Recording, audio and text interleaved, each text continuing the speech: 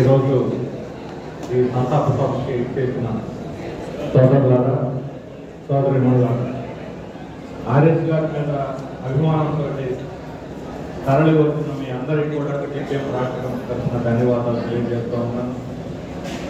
ఈ జిల్లాలో ప్రముఖ రాజకీయ నాయకుల్లో ప్రజలందరికీ బాగా సుపరిచితులైనటువంటి ముఖ్యంగా శ్రామికవర్గం మన గుండెల్లో పెట్టుకొని మా నాయకుడు, మా శ్రామిక నాయకుడు, మా కార్మిక నాయకుడు, మా రైతు నాయకుడు, మా కూలి నాయకుడు అని గుండెల్లో పెట్టుకొని ఆరాధించేటువంటి ఒక ముఖ్యమైన నేత, మహానేత, ఈ జిల్లా ప్రముఖ రాజకీయ కమ్యూనిస్ట్ యోధుడు రుద్రరాజు సత్యనారాయణ గారు. ఆర్ఎస్ గారిని మనందరం కూడా ఎంతో అభిమానంతో చూసుకుంటాం. వారి స్మృతికి మన పార్టీ రాష్ట్ర కమిటీ తరఫున శ్రద్ధాంజలి ఘటిస్తూ ఉన్నాను. వారి కుటుంబ సభ్యులను కూడా ఇప్పుడే కలిసి వచ్చాను. చనిపోయిన రోజు నేను ఇక్కడ లేను, అందువల్ల ప్రత్యక్షంగా ఆ రోజు పాల్గొలేకపోయాను. ఆర్ఎస్ గారు అనగానే మన కేడర్లో కానీ ప్రజల్లో కానీ ఒక ధైర్యం, ఎక్కడైనా ప్రజా సమస్య మీద పోరాడితే ఆర్ఎస్ ఉన్నాడంటే ఇక్కడ ఉన్నటువంటి కేడర్లు ప్రజలు కూడా తెగించి పోరాడి సాధించేదాకా విశ్రమిస్తామని చెప్తున్నటువంటి ఆ ధైర్యం ఆర్ఎస్ వేరే ధైర్యం అని చెప్తారు. చాలా మందికి చాలా విలక్షణమైన లక్షణాలు ఉంటాయి, కానీ ఆర్ఎస్లో నాకు కనిపించింది పట్టొచ్చినట్టుగా అందరికీ నచ్చినటువంటి ఒక ఉక్కు సంకల్పం. ఏదైనా ఒక పని తీసుకుంటే ఆ పని అయిన దాకా రాత్రి పోవడం, నిద్ర లేకుండా, పట్టు వదలకుండా, తాడో పేడో తెలుసుకుందాం ఆయన నిద్రపోకుండా, కేడర్ నిద్రపోకుండా దాన్ని సాధించేదాకా పని చేయడం అనేది ఆయనకు ఉన్నటువంటి ప్రత్యేక లక్ష్యం. పట్టుదల చాలా మంది ఉంటుంది, పని చేయాలనే పట్టుదల, కానీ ఆ సంకల్పం లేదు. ఉక్కు సంకల్పం అంటే అసాధారణమైనటువంటి పట్టుదల ఆయనలో మనకు కనిపిస్తుంది. దానివల్లనే ఏ కష్టం వచ్చినా, ఏ నష్టం వచ్చినా ఆర్ఎస్ని చెప్పుకుంటే ఆయన పరిష్కరిస్తారు, ఆయన దానికి ఒక మార్గం చెబుతారు, ఆయన మనం ఎన్నట్టు ఉంటాడు అనేటువంటి ఒక ధైర్యం ఉండేది. ఈరోజు ఆర్ఎస్ చనిపోయిన తర్వాత మనకెవరో తోడు అనేటువంటి భావం కూడా అందులో శ్రామికవర్గ ఉంటుంది. 97 సంవత్సరాల వయసులో 2019-20 దాకా వరకు కూడా చాలా చురుగ్గా రాజకీయ కార్యకలాపాల్లో ఉన్నారు. 17 సంవత్సరాల వయసులో విద్యార్థిగా ఆయన కమ్యూనిస్టు ఎర్ర జెండా పట్టుకొని కమ్యూనిస్ట్ పార్టీ రాజకీయాల్లో ప్రవేశించి మొదలుకొని ఆ రోజు నుంచి ఈ రోజు దాకా ఎత్తిన జెండా పెంచకుండా ఎర్ర జెండాని ఆకాశానికి ఎగరేసినటువంటి యోధుడు కామ్రేడ్ రుద్రరాజు సత్యనారాయణ.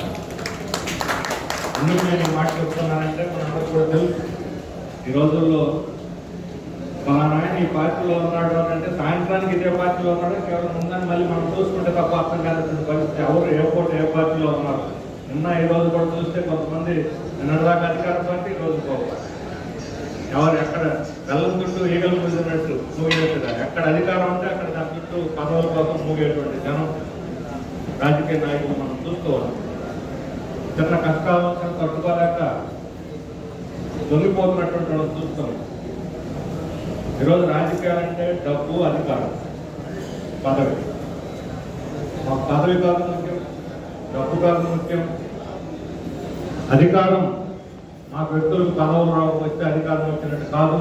ప్రజలకు కావాలి అధికారం. ఎవరైతే సంపద సృష్టిస్తున్నారో, ఎవరైతే కష్టజీవులు, వాళ్ళకు కావాలి అధికారం.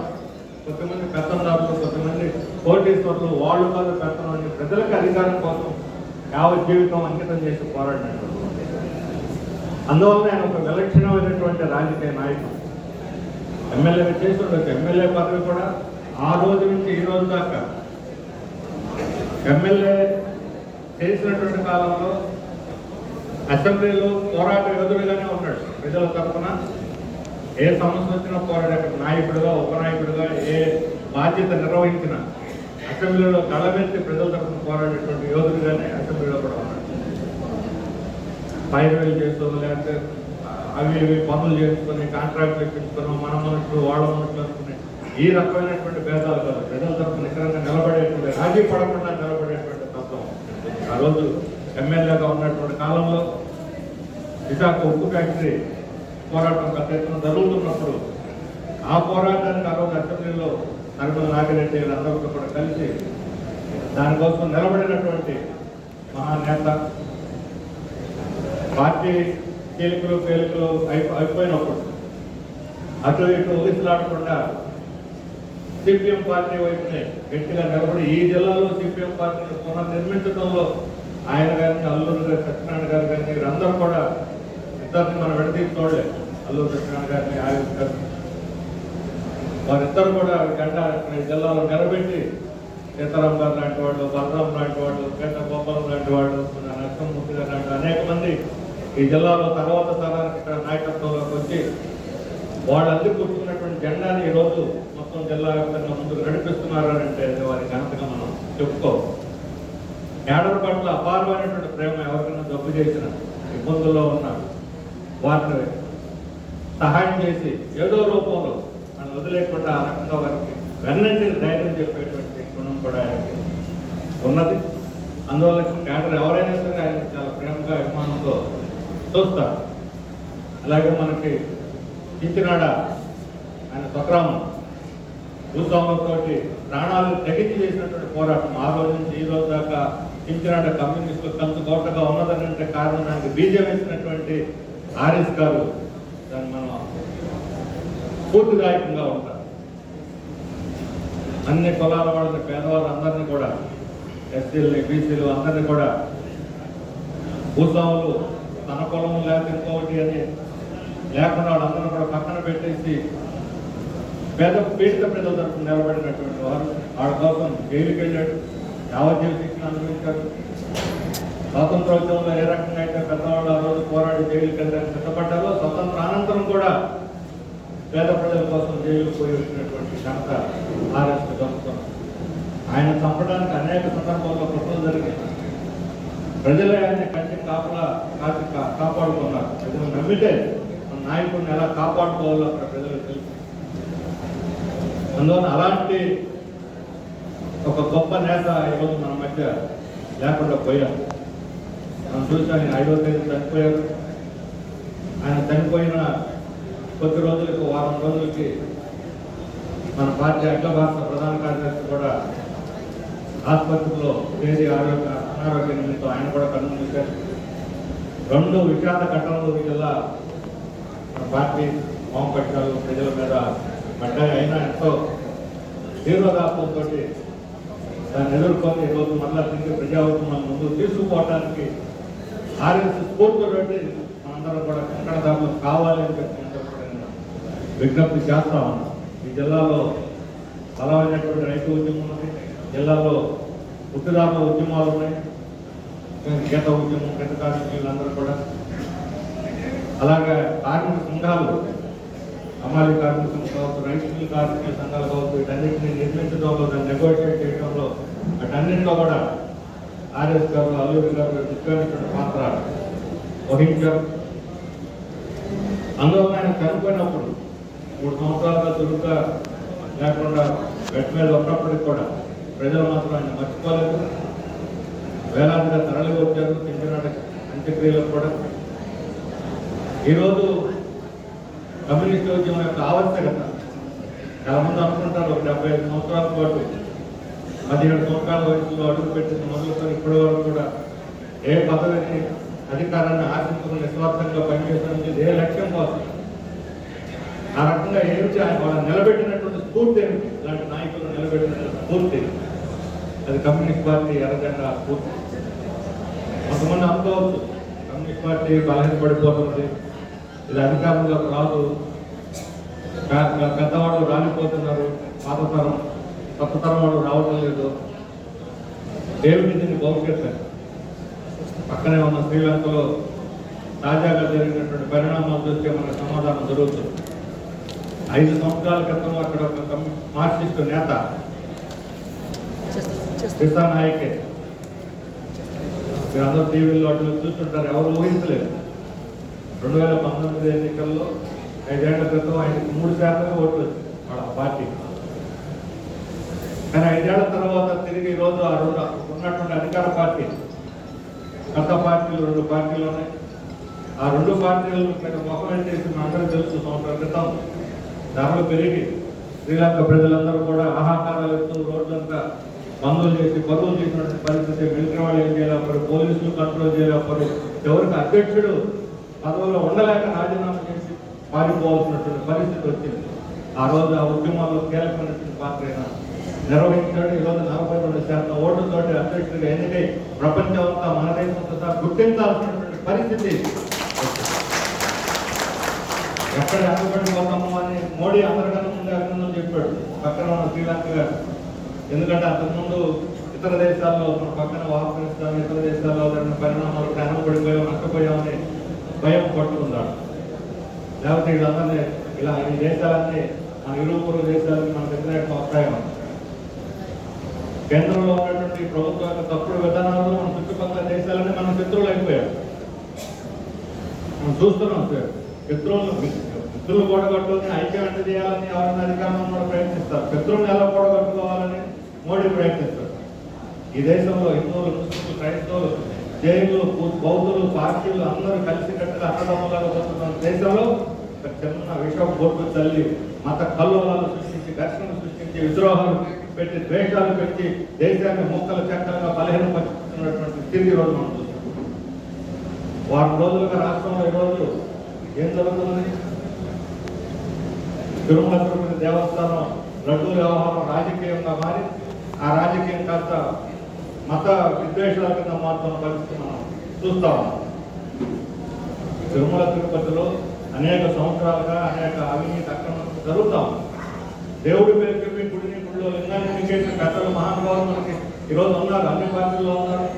టీటీడీలో పదవుల కోసం టీటీడీ మెంబర్గా ఉండడానికి తమిళనాడు, కర్ణాటక, తెలంగాణ, ఆంధ్ర, వార్డు వీళ్ళంతా ఢిల్లీ నుంచి ప్రపంచంలోనే అత్యంత సంపన్నుడైనటువంటి దేవుడు వెంకటేశ్వర స్వామి. ప్రతి సంవత్సరం కోట్ల రూపాయల ఆదాయం వస్తుంది. దాన్ని దిగమిగడానికి ఒక్కొక్కరు పోటీలు కూడా చేస్తున్నారు. దాంట్లో నూనె లేదు, నెయ్యి లేదు, పప్పు లేదు, బెల్లం లేదు, అన్నింటినీ మింగిపారేసి దీనికేం దేవుడు వాళ్ళకేం దైవం పాపం ఇది ఏమీ లేదు. ప్రజల సొమ్ము, భక్తులు సొమ్ము అనేటువంటి పాపం ఏమి లేదు. కమ్యూనిస్టులు దేశాన్ని దేవుడిని నమ్మకపోయినా దేవుడి సొమ్మును కాపలా కాసేటువంటి నిజాయితీ ఎవరి దగ్గర ఉన్నట్టు కమ్యూనిస్టుల దగ్గర మాట్లాడారు. కానీ వీళ్ళందరూ భక్తులను వేషం వేసుకొని మింగేస్తా ఉంటారు. ఈరోజు భక్తులు అల్లాడిపోతున్న పరిస్థితి. మరి అంత ఏం కలిపారు, ఏం కాపలేదు. ఇప్పుడంతా ఎవరైనా సరే అక్రమాలకు పాల్పడితే, అవినీతి చేస్తే అలాంటి వాళ్ళకి గవర్నమెంట్ సిచ్యువేషన్ బయటికి తీయాలి. ఒత్తిడి లోపడాలి. నిష్పక్షపాతంగా ఎవరు అసలు దొంగలు వాళ్ళు తీయండి. వాళ్ళు ఏ కులమైనా, ఏ మతమైనా, ఏ ప్రాంతం ఎవరినైనా సరే వాళ్ళని శిక్షించాలి. మరి సిచ్యువేషన్ తర్వాత రిపోర్ట్ ఇచ్చి ఫైనల్గా నివేదికలో తేల్చిదాక ఎవరైనా ఎదురు చూడాలి. కానీ అంతవరకు లేదు. ఇక్కడ ఉన్న రాజకీయ నాయకులు రోజు చక్కబడి ప్రకటన చేస్తున్నారు. పవన్ కళ్యాణ్ గారు ఉప ముఖ్యమంత్రి ఉన్నారు, అధికారంలో భాగస్వామి. ఆయన దుండగులు చేసి శిక్షించవచ్చు, ఆయనకు అధికారం ఉంది. దాని బదులు ఇప్పుడు దీక్ష చేస్తున్నారు. దీక్ష చేయడంలో మనకు అభ్యంతరం లేదు. కానీ దీక్ష చేస్తూ ఏం చేస్తున్నారు? ఇతర మతాల మీద విద్వేషం వెళ్ళగలుగుతున్నారు. చర్చిల సంగతి, మసీదుల సంగతి, మక్కాల సంగతి ఎందుకు ప్రస్తావన అవసరం ఉంది? ఇక్కడ నేరుగా ప్రస్తావించి అది చేసుకుంటున్నారు, ఇది చేసుకుంటున్నారు. అవినీతి పాల్పడిన వాళ్ళు ఎవరో వాళ్ళని శిక్షించాలి. వాళ్ళ ఒక మతస్థులైతే ఒక కులస్తులైతే ఆ కులమైన మతంలో అందరూ కట్టుకొని తిడతారా? క్రైస్తవులు ఏం తప్పు చేశారు, ముస్లింలు ఏం పాపం చేశారు? వాళ్ళ పేర్లు వాళ్ళని విమర్శించాల్సిన అవసరం, చర్చల్ని మసీదులు విమర్శించాల్సిన అవసరం.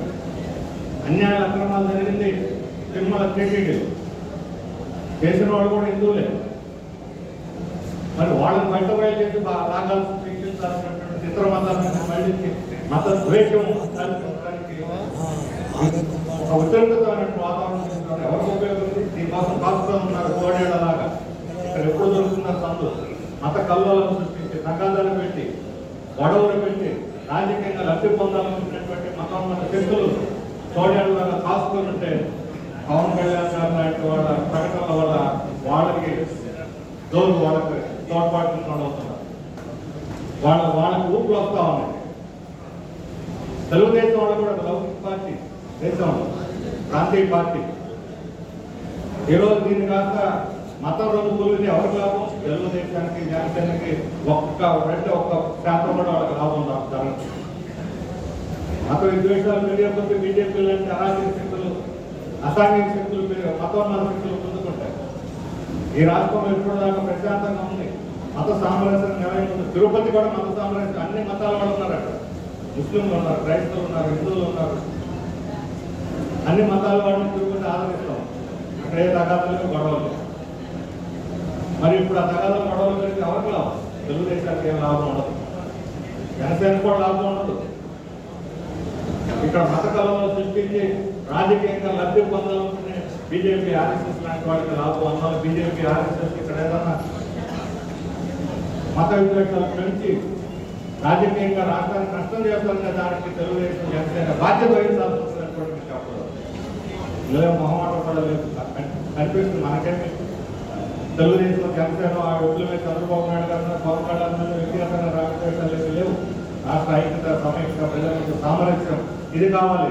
ఆర్ఎస్ గారు లాంటి వాళ్ళు యావత్ జీవితాన్ని ఇలాంటి మత సామరస్యం కోసమే నిలబడి పోరాడి సాధించినటువంటి నాయకులు. ఆయనకి ఆర్ఎస్ లాంటి వారికి మనం దోహాలు అర్పించినట్టు మత సామరస్యాన్ని కాపాడటం ద్వారానే సాధ్యమవుతుంది. మత విద్వేషాలు పెంచేటటువంటి రాష్ట్రం స్థానం లేదని చెప్పి మన ప్రజలు కూడా తెలిసి చెప్పాలని చెప్పి కోరుతాం. హిందువులు మత విద్వేషకులు కాదు. హిందువులు అనేక మంది ఈరోజు ముస్లింలు, క్రైస్తవులు అందరితో సహజీవనం సమన్వయంతో కలిసిమెలిసి జీవనం చేయాలనుకుంటాం. దసరా వచ్చినా, మొహరం వచ్చినా, వినాయక చవితి వచ్చినా, లేకపోతే రంజాన్ వచ్చినా, క్రైస్మస్ వచ్చినా ఒక మతం ఇంకో మతం సహకరించుకుంటుంది. కానీ ఈరోజు ఆ వాతావరణం దెబ్బతీసేటువంటి కొన్ని శక్తులు కాసుకొని మన రాష్ట్రానికి పురోభివృద్ధికి ఆటంకం కల్పిస్తుంది. అందువల్ల ఈ విషయంలో ప్రజలు అప్రమత్తంగా ఉంటుంది. ఇలాంటి మతోన్మాద శక్తుల ఆట కట్టించడానికి ప్రజలే దాన్ని కాపాడాలని వ్యవహరించాలని విజ్ఞప్తి చేస్తా ఉన్నాం. ఈ మత భావాలు ఎలా ఉంటాయని నీకెవరు గొప్ప, నాకెవరు గొప్ప అని ఎవరికోడు మా భావోద్రేకానికి లోనైపోతారు. మనం ఉత్తరప్రదేశ్లో చూస్తున్న ఏం సాధించాం? ఈరోజు అక్కడ మహిళలకు రక్షణ లేదు. దేశంలో చిన్న పిల్లలు కూడా చూడకుండా ఆడవాళ్ళ మీద అత్యాచారాలు చేయడంలో బీజేపీ వాళ్ళ ప్రజాప్రతినిధులు నెంబర్ 1 స్థానంలో ఉన్నారు. నిన్నగానే మొన్న కూడా బీజేపీ ప్రజాప్రతినిధి అరెస్ట్ చేశారు. ఎంతమంది ఒక రేపిస్టుల పార్టీగా ఉంది ఈరోజు బీజేపీ. ఇలాంటి వాళ్ళు దేశ సంస్కృతి గురించి, సమైక్యత గురించి, మన సాంప్రదాయాల గురించి మాట్లాడుతున్నారు. సనాతన ధర్మం గురించి మాట్లాడుతున్నారు. ఏమిటి సనాతన ధర్మం? సామరస్యంగా ఉండటం, కులాలు మతాలతో సంఘర్షించడం. ఏది సనాతన ధర్మం? ఆడ మత సమానంగా ఉండటం, ఆడవాళ్ళని వాళ్ళని బానిసలుగా చూడటం, మహిళలు. ఏది సనాతన ధర్మం?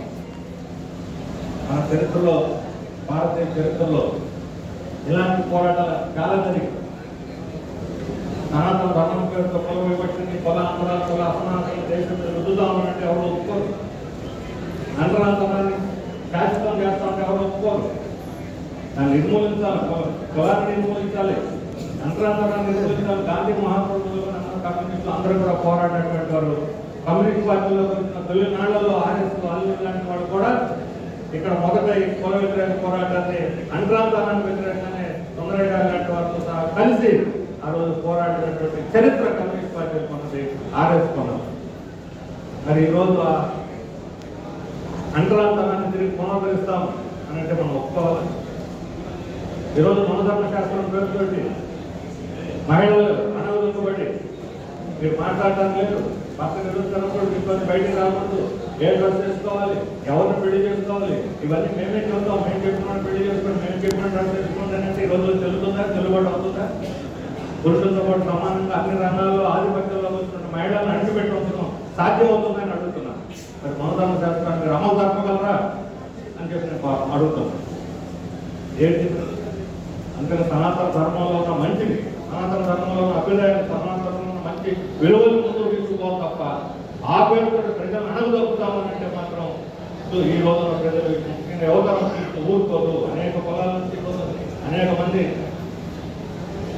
మంచి నాణ్యమైన, మంచి నిపుణులైనటువంటి వాళ్ళు, ఇంజనీర్లు, డాక్టర్లు, లాయర్లు, ఐఏఎస్, ఐపీఎస్ లాంటి అడ్మినిస్ట్రేటర్లు, సైంటిస్టులు అనేక మంది ముందుకు వస్తారు. కులాలను మతాలు అత్యంత ఫలాన్ కులవాడిని చదువుకోవాలి, ఫలాన్ కులం చదవకూడదు, ఈ రకమైనటువంటి వివక్షత ఈ రోజుల్లో కూడా కలదు. అందుకనే పవన్ కళ్యాణ్ గారు ఈరోజు సనాతన ధర్మం గురించి చదువుతున్నారు. మేము అడుగుతున్న ఒకటే, సనాతన ధర్మం అంటే ఏమిటి, మీ అర్థంలో మీరు దానికి నిర్వచనం చెప్పండి అని అడుగుతుంది.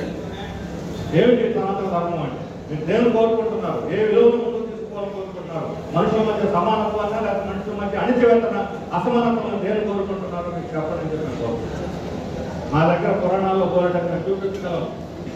పురాణాలన్నీ చదివాం మేము కూడా. అందువల్ల ఈ దేశం 3 దేవతలు, వైవిధ్యభరితమైన దేశం. ఇలాంటి వైవిధ్యభరితమైన దేశంలో ఈరోజు నిరంకుశ పద్ధతుల్ని జనం మీద రుద్దడానికి ప్రయత్నం జరుగుతుంది. 3వసారి చూసిన కేంద్రంలో బీజేపీ ప్రభుత్వం మన తావు తప్పి లొట్టపోయినట్టుగా మోడీ మళ్ళీ అధికారానికి వచ్చాడు. ఎవరు కూడా జనం ఈయన ఓటు తగ్గిపోయి సీటు తగ్గిపోయి అనుకోకుండా నేనే మళ్ళా 3వసారి ప్రధానమంత్రిని ప్రపంచంతో తిరిగి చెప్పుకుంటున్నాడు. నేనే ప్రధానమంత్రి, నేనే. అంతకుముందు ఇక్కడ వేసుకునేవాడు మోడీ అనే పేరు, నరేంద్ర మోడీ పక్క మీద వేసుకున్నాడు, గుర్తించడం లేదు. ఇప్పుడు ప్రపంచమంత్రికి నేనే ప్రధాని చెప్పుకున్నాడు. ఏమిటి భారతదేశం అలాంటి వాడు ఇప్పుడు నిరంకుశత్వాన్ని రుద్దడానికి ఒకే దేశం ఒకే ఎన్నికలు, ఒకే దేశం ఒకే మతం, ఒకే దేశం ఒకే భాష, ఒకే దేశం ఒకే పన్ను, చివరికి ఒకే దేశం ఒకే నాయకుడు. ఇంకెవరు ఉండడానికి లేదు, ఎవరు మాట్లాడడానికి లేదు. మొత్తం నియంతృత్వాన్ని దేశం రుద్దడానికి మోడీ పెద్ద కుట్ర చేస్తున్నాడు. రేపు పొద్దున బీజేపీ వాళ్ళకు కూడా ప్రాణాంతకం అవుతుంది. వాళ్ళ నోటు కూడా ఊహించి పార్టీలో సైతం భిన్నాభిప్రాయాలు చెప్పకుండా అణిచివేసేటువంటిది ఇప్పటికే ప్రారంభమైంది. బీజేపీలో అనేక మంది నమ్ముతున్నారు. వాళ్ళు మాట్లాడే స్వేచ్ఛ లేదు, చెప్పుకునేటువంటి ప్లాట్ఫామ్స్ లేవు, అధికారం ఉంది, ఏం మాట్లాడలేక ఉన్నారు. అందువలన మోడీ వ్యక్తిగత నిరంకుశత్వం ఈరోజు దేశం మీద రుద్దకుండా ఉండాలని అంటే ప్రజాస్వామ్యం, పార్లమెంటరీ ప్రజాస్వామ్యం, బ్రిటిష్ వాళ్ళు వ్యతిరేకంగా పోరాడి ఆర్ఎస్ లాంటి వాళ్ళు త్యాగాలు చేసి సాధించినటువంటి స్వాతంత్రాన్ని మనం కాపాడుకోవడానికి ఈరోజు ప్రజలు రెండు కట్టాల్సినటువంటి అవసరం చల్లదు. ఇలాంటి నిరంకుశత్వం చల్లదు. ప్రజాస్వామ్యాన్ని మనం ముందుకు తీసుకుపోవాలి, కాపాడుకోవాలి. ప్రజాస్వామ్యాన్ని హరిస్తాము. మా సొంత పెత్తనాన్ని ప్రతదారి పద్ధతులు జనం రుద్దుతాము. మేము చెప్పినట్టు అనాలి, మేము శాసించినట్టే మీరు ఉండాలి అని అంటే మాత్రం ఈ దేశంలో చల్లబడ్డారు. దాన్ని ఎమర్జెన్సీ పెట్టి కాంగ్రెస్ పార్టీ వాళ్ళే పాత్ర నేర్చుకున్నారు. కానీ ఈరోజు అప్రకటిత ఎమర్జెన్సీ సాగుతుంది. ప్రకటించకుండా ఎమర్జెన్సీ కన్నా మించినటువంటి ఘోరమైనటువంటి పరిపాలన సాగుతుంది. ఎవరన్నా కానీ భిన్నాభిప్రాయం చేస్తే వాళ్ళ నోరెంతగా వాళ్ళ కేసులు పెట్టడం, జైల్లో వేయడం. భిన్నాభిప్రాయం చెప్పడం కాదు, కార్మికులు జీతాలు పెంచడానికి ధర్నా చేస్తామంటే ధర్నా చేయడానికి ముందే అరెస్ట్ చేసి పోలీస్ స్టేషన్ తరలించడం, పర్మిషన్లు ఇవ్వకపోవడం, లాఠీ చార్జీలు చేయడం. ఏమంటారు? ప్రజాస్వామ్యం అంటారా? నిరంకుశత్వం అంటారా? ప్రజలు చెప్పుకునే శక్తి లేదా? అమ్మ పెట్టకపోతే అడుక్కునే శక్తి ఉంది కదా, అడుక్కునే శక్తి కూడా లేదు అని చెప్పాను. ఈరోజు మనం రైతుల పరిస్థితి ఏంటి? ఈరోజు పండిన పంట పెట్టుబడులు లేక వ్యవసాయాన్ని వదిలేసి ఎక్కడో వలసలు పోతున్నారు. బాగా అత్యంత సంపదవంతమైన పశ్చిమ గోదావరి జిల్లాలో కూడా ఈరోజు రైతులు చాలా దౌర్భాగ్యకరమైన పరిస్థితుల్లో జీవిస్తున్నారు. మరి సంగతి ఎవరో పట్టదు. ఇప్పుడు మన పాలకులు చెబుతున్నారు ఈ జాబ్ డూయింగ్ బిజినెస్, ఈ జాబ్ లేకపోతే speed of doing business. Speed ఉండాలి, ఈజీ ఉండాలి బిజినెస్లో. మరి రైతుల పరిస్థితి, కార్మికుల పరిస్థితి, వాళ్ళకేం అక్కర్లేదు, వాళ్ళకేం పథకాలు అవసరం లేదా? లేకపోతే వాళ్ళకి సర్టిఫికేట్లు అవసరం లేదా? ఒక వ్యాపారం, పెద్ద పెద్ద వ్యాపారం, అదాని అంబానీ లాంటి వాళ్ళ కోసమైనా పథకాలన్నీ కూడా వాళ్ళు వస్తూ ఉంటే భూములు ఇస్తున్నారు, నీళ్ళు ఇస్తున్నారు, కరెంట్ ఇస్తున్నారు, అడవులు ఇస్తున్నారు, చెట్లు, చేమలు, మొత్తం ఈ ప్రకృతి వనరులన్నీ కూడా వాళ్ళకి స్వాధీనం చేసేస్తూ ఉంటారు. అర్థమేద వల్ల అంబానీ అదానీలు రాష్ట్రం కూడా దోచుకుంటూ ఉంటే ఢిల్లీ పాలకులు ఇక్కడ ఉన్నటువంటి వాళ్ళు ఇద్దరు సాష్టాంగపడి అదాన్ని ఏది కోరితే కోర్టు కావాలంటే కోర్టు, రోడ్డు కావాలంటే రోడ్డు, అడవి కావాలంటే అడవి, ఏది కావాలంటే చంద్రబాబు నాయుడు గారు ప్రకటిస్తున్నారు ఐటీ తర్వాత నాకు ఇక్కడ గ్రీన్ ఎనర్జీ. ఇప్పుడు ఉన్నటువంటి విద్యుత్ రేట్లు చూస్తే జనానికి వణుకు వచ్చేస్తారు. కరెంట్ ఛార్జీలు చూసి కరెంట్ ఛార్జీలు తగ్గిస్తారు లేదా? వ్యవసాయ పంప్ సెట్ మోటార్లు ఎత్తేస్తాం పగలగొట్టండి లోకేష్ బాబు పిలిపించాడు. మరి వాటిని మళ్ళా తీసిపారేసి భారం లేకుండా చేయాలి. విద్యుత్ సంస్కరణలో అంటే రైతుల మీద భారం పడకుండా పేదల మీద భారం పడకుండా చూడాలి అని కేంద్రం ఏం చెబుతుంది? మోడీ మీరు మీటర్లో పెట్టండి, మీరు ఛార్జీలు పెంచండి, అదాన్ని వచ్చి ఇక్కడ కరెంట్ ఛార్జ్ చేస్తే మీకు అవసరం లేకపోతే ఎంత కొనుక్కోండి, ఆ కొనుక్కున్నటువంటి రేట్లు ఎంత అడిగితే అంత ఇచ్చేసి ఆ భారం అంతా కూడా ఇప్పుడు ఛార్జీలు పెరుగుతుంది జనం మీద వేయండి నెల నెల అని కేంద్రం చూస్తూ ఉంటే రాష్ట్రం దాన్ని ప్రతిఘటించాలా లేకపోతే ఆమోదించి బాగుంది ఆ భారం వేయాలి? అందువల్ల కేంద్రం పాలకులు కూడా పాఠాలు నేర్చుకోవాలి. గత ప్రభుత్వం జగన్మోహన్ రెడ్డి గారి ప్రభుత్వం ఓడిపోయింది. ఏ కారణం చేతనే ఆయన తప్పులేని పార్టీ తప్పులేనికో భాగం. కానీ కేంద్రం చెప్పినట్టు తలాడించి అమలు చేసిన ఆయన సగం ఉన్నాయి అందులో. అందరికన్నా ముందు దేశంలో అందరికన్నా ముందు నేనే అమలు జరపాలని అమలు జరిపి జనం చేత మోడీ పెట్టిస్తున్నాడు.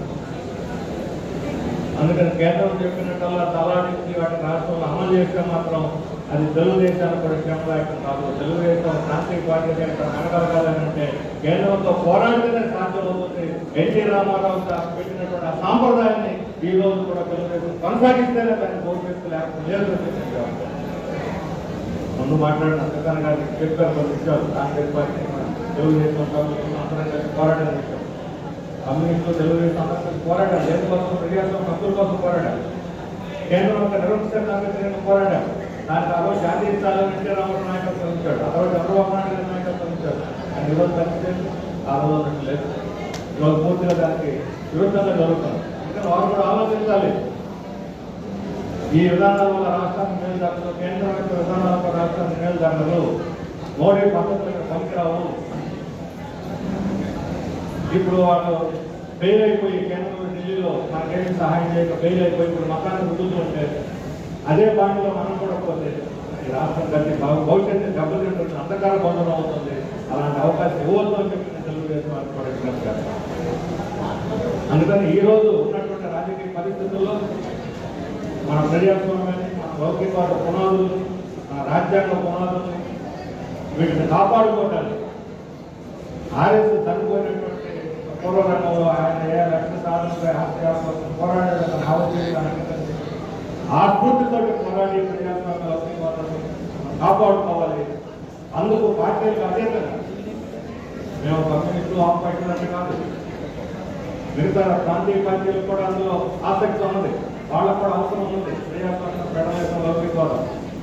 ఈ విషయాల్లో ప్రజలందరినీ కూడా కలుపుకొని పోరాడాల్సినటువంటి ఆలోచన ఉందని చెప్పిన పార్టీలో చేస్తున్నాం. అది మాత్రం మన రాష్ట్రం నడపగలుగుతుంది. ఆ నైతిక మాత్రమే తీసుకోవాలి. ఆఖరిగా ఆర్ఎస్ గారు మన సమాజాన్ని ఒక కొత్త రూపు, కొత్త సమాజంగా కుల వివక్ష, కుల అసమానత లేని సమాజం, వర్గ అసమానత లేని సమాజం, అటువంటి ఒక సమాజాన్ని చూడాలని చెప్పి ఈరోజు ఆయన చనిపోయారు. కానీ ఆ లక్ష్యం అలాగే మిగిలిన ఆ లక్ష్యాన్ని సాధించాల్సినటువంటి కర్తవ్యం మన మీద ఉన్నది. సాధ్యం కూడా, అసాధ్యమే కాదు. ఈరోజు మనం చూస్తూ ఉన్న అనేక దేశాల్లో, లాటిన్ అమెరికా దేశాల్లో, చివరికి అమెరికాలో కూడా విద్యార్థులు పెద్ద ఎత్తున పోరాటాలకు వస్తున్నారు. మాకెందుకు రాజకీయాలు, మా చదువులు, మా ఉద్యోగాలు, మా సంపాదన, మా పిల్లల భవిష్యత్తు అనుకునేటువంటి యువతరం ఈరోజు పాలిస్తున్న స్వతంత్ర పోరాటానికి మద్దతుగా వస్తున్నారు. పెరుగుతున్న ధరల వ్యతిరేకంగా వస్తున్నారు, నిరుద్యోగాల వ్యతిరేకంగా వస్తున్నారు, ఆర్థిక అసమానతల వ్యతిరేకంగా ఆరంభిస్తున్నారు. అంటే మార్పు, కొత్త తరంలో మార్పు కనిపిస్తున్నది. కొత్త తరంలో మార్పు మన దేశ నవోదయానికి పునాది అవుతుంది.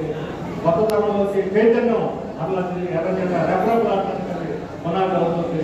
అందుకని భవిష్యత్తు విశ్వాసంతో ఆర్ఎస్ మన కమ్యూనిస్ట్ నాయకులకు పూర్తితోటి ఈ జిల్లాలో బలమైనటువంటి ప్రజాప్రతినిధులను కమ్యూనిస్టులుగా నిర్మించి తిరిగి పూర్వవైభవాన్ని రచనగా తీసుకురావాలి. అదే మనం ఆర్ఎస్ కల్పించేటువంటి నివాళి అని చెప్పి అన్నట్టుగా నేను విజ్ఞప్తి చేస్తూ సెలవు తీసుకుంటున్నాను. జోహార్ కమ్రేడ్ ఆర్ఎస్. శ్రీనివాసరావు గారికి ధన్యవాదాలు. దయచేసి అందరూ నిశ్శబ్దంగా ఉండమని విజ్ఞప్తి. ఈ సభ క్లుప్తంగానే జరుగుతుంది. ముందు మాట్లాడబోయే నష్టలందరూ కూడా చాలా క్లుప్తంగానే మాట్లాడతారు, శ్రద్ధాంజలి ఘటిస్తూ మాట్లాడతారు. మీరు దయచేసి కొంచెం నిశ్శబ్దంగా ఉండమని విజ్ఞప్తి చేస్తూ ఇప్పుడు తెలుగుదేశం పార్టీ రాష్ట్ర కోశాధికారి గౌరవనీయులు వెంకట పార్థసారథి గారిని మాట్లాడాల్సిందిగా